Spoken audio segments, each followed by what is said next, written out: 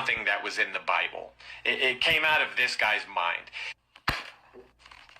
The Lord himself will descend from heaven with a shout, with the voice of an archangel, and with the trumpet of God. So there is coming a day when Jesus will descend from heaven, and it's going to take place with a shout, with the voice of an archangel, and with the trumpet of God. Then the dead in Christ will rise first. Then we who are alive and remain shall be caught up together with them in the clouds to meet the Lord in the air. So, who's telling the truth here?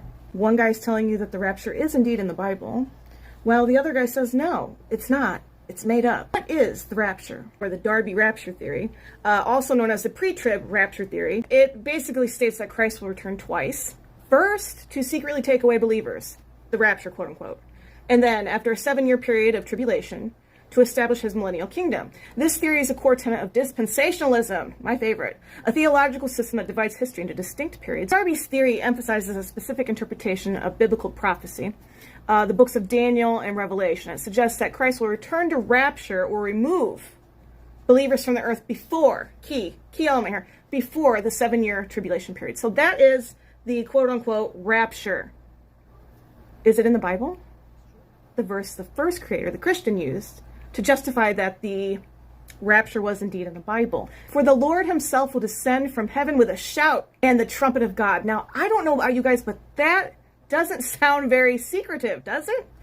We don't even have to go any farther than that. The rapture has no root in the early church or any place in the history of the church for 1850 years. You should not embrace that. Just a little side note, none of the Orthodox Christians, none of the Roman Catholic Christians, and none of the Protestant reformers believed in this.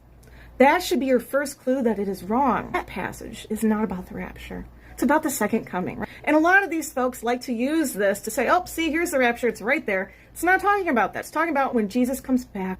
And it says, then we who are alive and remain shall be caught up together with him in the clouds to meet the Lord in the air. It doesn't mean we're getting zapped up into the air out of this world to escape the tribulation. That's not what that means. The faithful are brought up to meet the Lord and bring him back down to the church, right?